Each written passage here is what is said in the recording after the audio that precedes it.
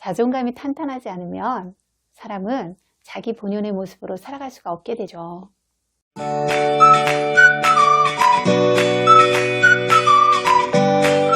자존감 첫 번째 영상에서는요, 자존감에 대한 전반적인 것들을 다뤘어요. 혹시 못 보신 분들 위를 클릭해서 봐주세요. 오늘은 자존감이 낮은 사람들의 특징에 대해서 한번 살펴볼게요.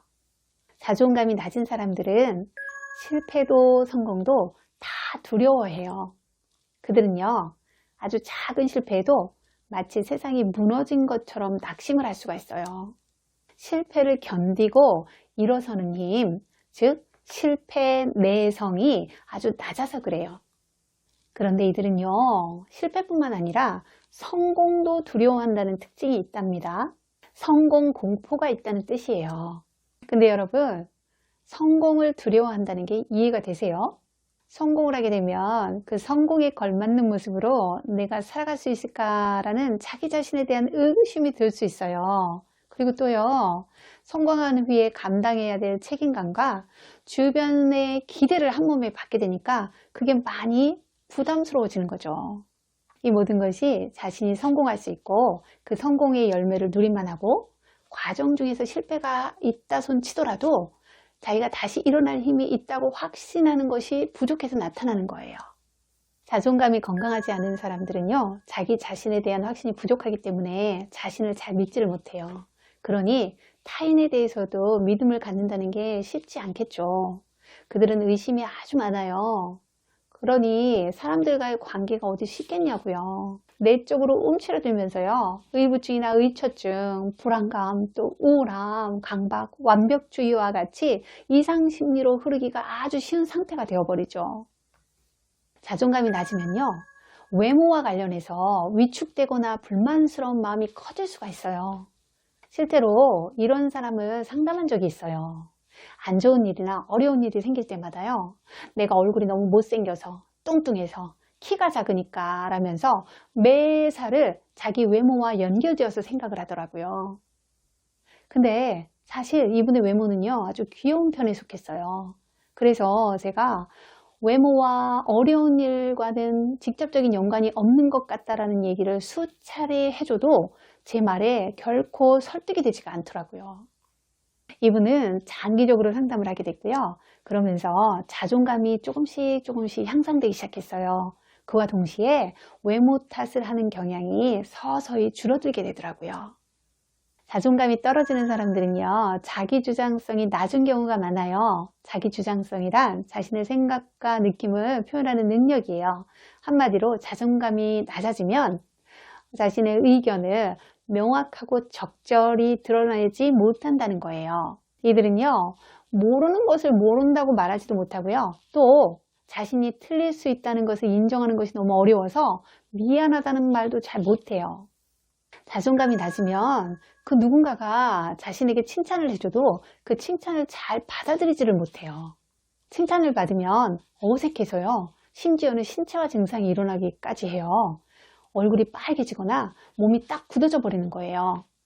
그러다 보니 이야기의 화제를 갑자기 확 전환해 버리기도 하죠. 그런 경우에 상대방이 얼마나 무안하겠어요. 이런 분들은요, 칭찬을 받는 것뿐만 아니라 칭찬을 하는 것도 어려워하고 인색해요. 아니, 칭찬을 잘 받아들이지 못하면 칭찬을 잘하기라도 하면 얼마나 좋겠어요? 관계에 플러스가 될 텐데 그걸 잘 못한다는 거예요. 왜 그럴까요? 상대를 칭찬하게 되면 그 순간에 자기도 모르는 사이에 자기 자신이 상대보다 뭔가 좀 확 낮아진다는 느낌이 들기 때문이에요. 또 내가 다른 의도가 있기 때문에 칭찬한다고 상대방이 오해할까봐 라는 걱정이 있어서 그래요. 자존감이 건강하지 않으면요, 비교의식이 많아지게 돼요. 비교의식은요, 내가 우월하고 가치가 있다는 것을 증명하려는 시도예요. 그런데 여러분, 비교를 하면 할수록요, 그런 가치가 드러나는 것이 아니라 오히려 자기 자신이 열등함이 더 부각된다는 거 여러분 경험 다 해보셨죠? 거짓 자기란 진짜 내가 아닌 남들이 기대하는 모습을 의미하죠. 그 반대 개념은요, 참 자기예요. 사람은 참 자기, 즉 자기 본연의 모습으로 있을 때 자유롭잖아요. 그 자유 속에서 사람이 가진 잠재력의 최대한의 것을 발휘할 수가 있어요. 자존감이 탄탄하지 않을 때요, 우리는 우리 자신을 거짓작이라는 코르셋 속에 구겨서 넣고서는 신음하는 것과 같은 상태가 될 수 있어요. 코르셋 하니까 갑자기 바람과 함께 사라지다에서 비비안 리가 코르셋을 입는 장면이 떠오르는데요. 여러분도 그 장면 기억하시죠? 주인 아가씨를 날씬하게 보이게 하기 위해서 뒤에서 코르셋 끈을 사정없이 잡아당기는 흑인 유모, 숨쉬기가 어려워서 끙끙거리는 비비안 리의 그 얼굴, 그 장면이 생각난다고요. 여러분도 코르셋 입어보셨어요? 혹시 지금도 입고 있다고요? 코르셋 속에 갇혀 있으면요, 마치 소화불량에 걸린 듯이 뭔가 답답하게 되잖아요. 그런 상태에서는요, 사람들과 어울려서 함께 웃고 있어도 웃는 게 아닌 상태가 되잖아요. 자존감이 건강하지 않은 사람들은요, 사랑에 대해서 두 가지 양상을 보일 수가 있어요. 먼저는 자신의 가치를 확신하지 못해서 사랑을 끊임없이 확인하고 상대에게 집착하면서 아주 관계를 피곤하게 만들죠.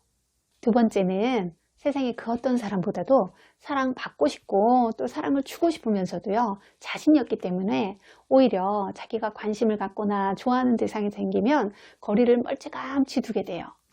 자존감이 낮은 사람들의 사랑 패턴에 대해서는요, 다음 주에 다시 한번 다룰 예정이에요. 오늘 내용을 통해서 여러분은 어떤 생각을 하게 되셨나요? 영상을 통해서 여러분 마음의 면역력인 자존감의 상태를 한번 진단해 보시는 시간이 되셨으면 좋겠어요. 구독과 좋아요 부탁드려요. 다시 만나요.